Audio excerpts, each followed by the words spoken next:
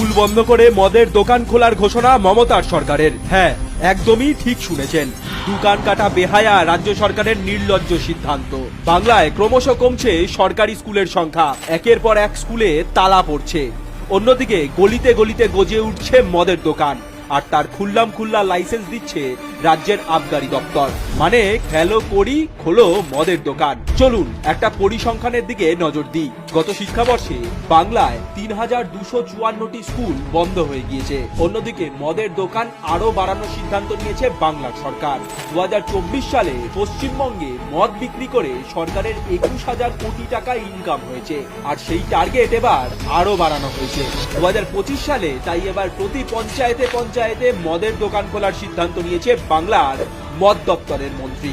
অন্যান্য খাতে ব্যয় করার জন্য প্রয়োজনীয় টাকা এই মদের উপর ট্যাক্সের থেকেই তুলতে নিনজা টেকনিক। রাজ্যে বছরের পর বছর ধরে ঘটা করে বাণিজ্য সম্মেলন করলেও শিল্পের দেখা নেই, যার ফলে চাকরিও নেই বাজারে।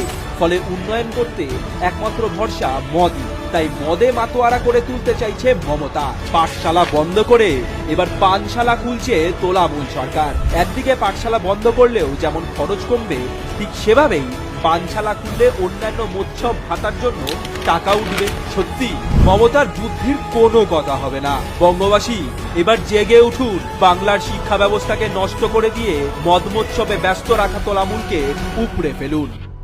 মমতার প্রতিবাদ